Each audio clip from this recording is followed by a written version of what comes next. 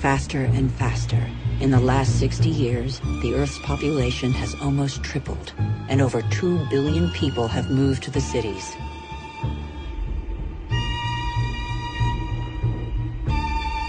Faster and faster. Shenzhen in China, with its hundreds of skyscrapers and millions of inhabitants, was just a small fishing village barely 40 years ago.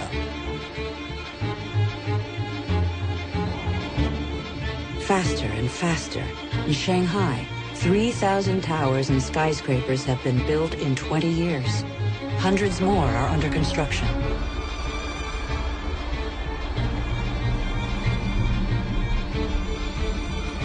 Today, over half of the world's 7 billion inhabitants live in cities.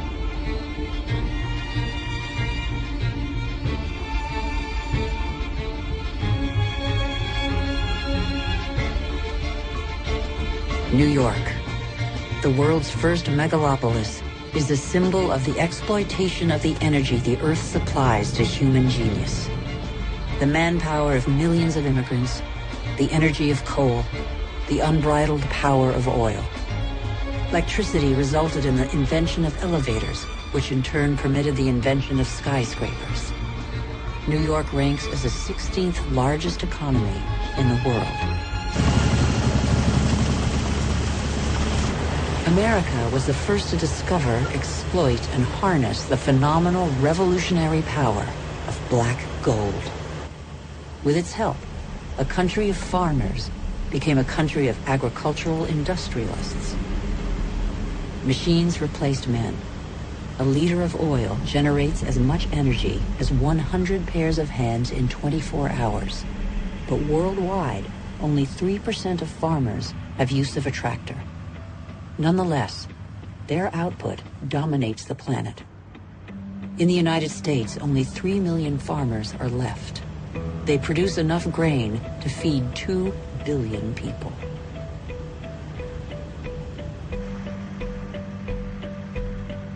But most of that grain is not used to feed people. Here, and in all other industrialized nations, it's transformed into livestock feed or biofuels.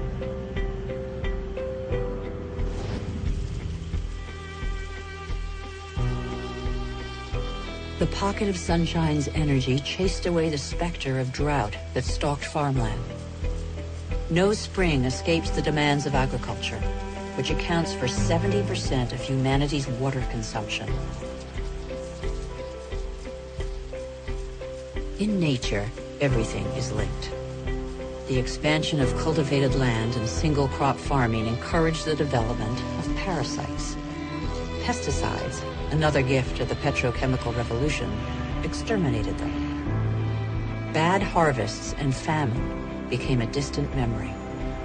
The biggest headache now was what to do with the surpluses engendered by modern agriculture.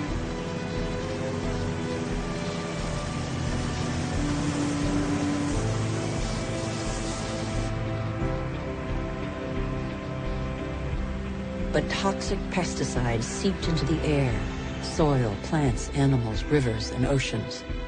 They penetrated the heart of cells similar to the mother cell that is shared by all forms of life.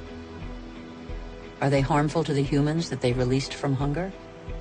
These farmers, in their yellow protective suits, probably have a good idea.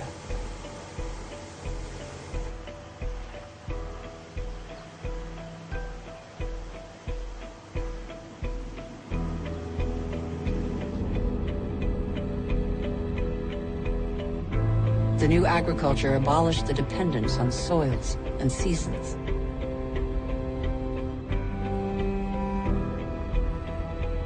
Fertilizers produced unprecedented results on plots of land thus far ignored. Crops adapted to soils and climates gave way to the most productive varieties and the easiest to transport. And so, in the last century, 3/4 of the varieties developed by farmers over thousands of years have been wiped out. As far as the eye can see, fertilizer below, plastic on top. The greenhouses of Almeria in Spain are Europe's vegetable garden.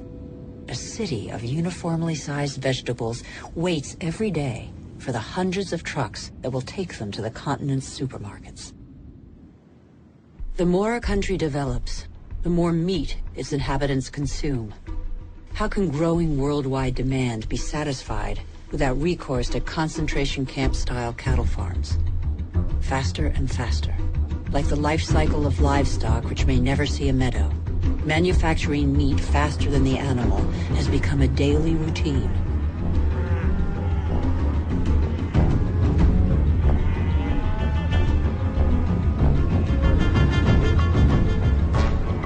In these vast food lots trampled by millions of cattle, not a blade of grass grows. A fleet of trucks from every corner of the country brings in tons of grain, soy meal, and protein-rich granules that will become tons of meat. The result is that it takes 100 liters of water to produce 1 kilogram of potatoes, 4,000 for 1 kilo of rice, and 13,000 for 1 kilo of beef, not to mention the oil guzzled in the production process and transport.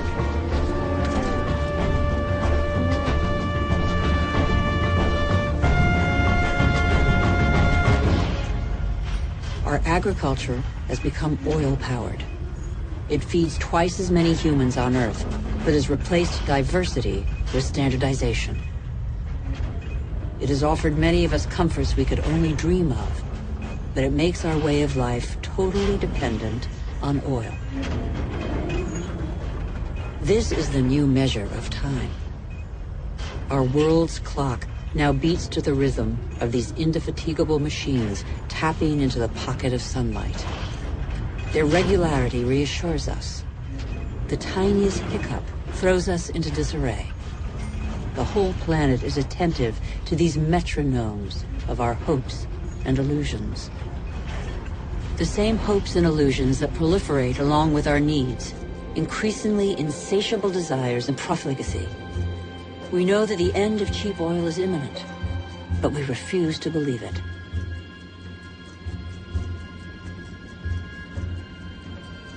For many of us, the American dream is embodied by a legendary name: Los Angeles. In this city that stretches over 100 kilometers, the number of cars is almost equal to the number of inhabitants.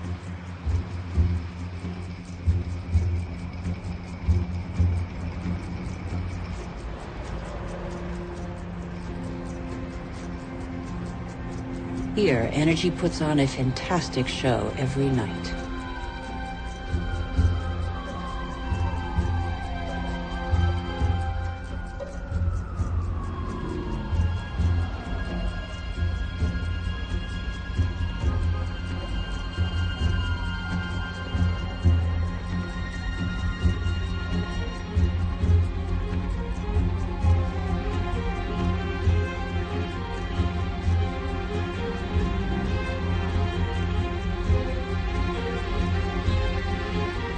The days seem to be no more than the pale reflection of nights that turn the city into a starry sky.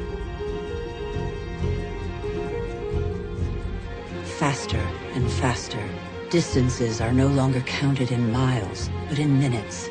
The automobile shapes new suburbs where every home is a castle, a safe distance from the asphyxiated city centers, and where neat rows of houses huddle around dead-end streets.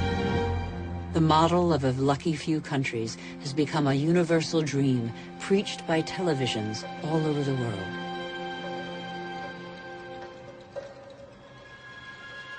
Even here in Beijing, it is cloned, copied, and reproduced in these formatted houses that have wiped pagodas off the map.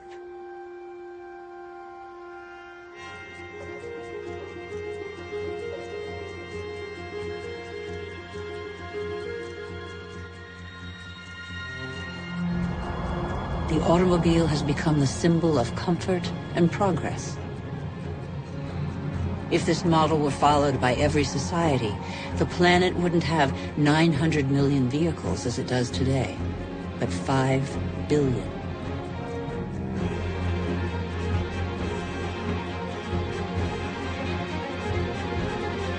Faster and faster, the more the world develops, the greater its thirst for energy. Everywhere, machines dig, bore, and rip from the Earth the pieces of stars buried in its depths since its creation. Minerals.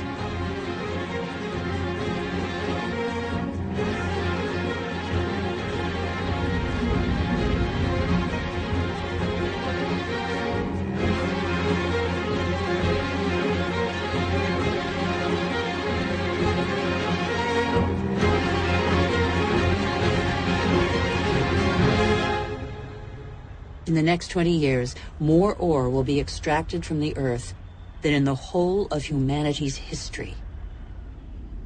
As a privilege of power, 80% of this mineral wealth is consumed by 20% of the world's population.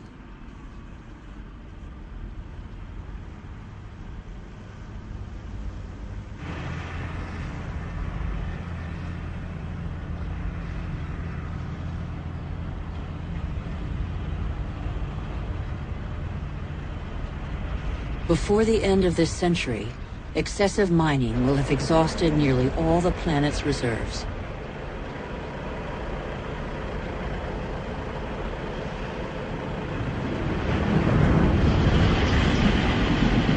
Faster and faster. Shipyards churn out oil tankers, container ships, and gas tankers to cater for the demands of globalized industrial production. Most consumer goods travel thousands of kilometers from the country of production to the country of consumption. Since 1950, the volume of international trade has increased 20 times over.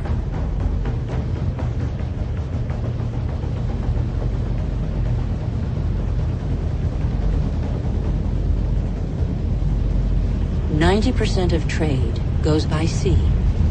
500 million containers are transported every year, headed for the world's major hubs of consumption, such as Dubai. Dubai is one of the biggest construction sites in the world, a country where the impossible becomes possible, building artificial islands in the sea, for example.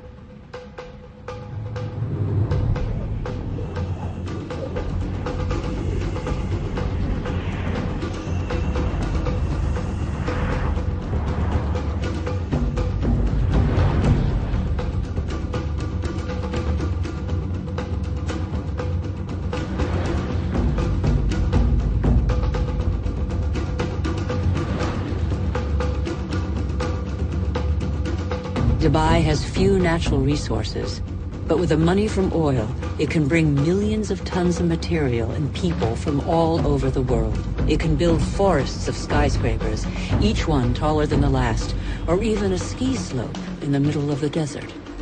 Dubai has no farmland, but it can import food. Dubai has no water, but it can afford to expend immense amounts of energy to desalinate seawater and build the highest skyscrapers in the world. Dubai has endless sun, but no solar panels. It is the city of more is more, where the wildest dreams become reality. Dubai is a sort of culmination of the Western model, with its 800-meter-high totem to total modernity that never fails to amaze the world. Excessive? Perhaps. Dubai appears to have made its choice. It is like the new beacon for all the world's money.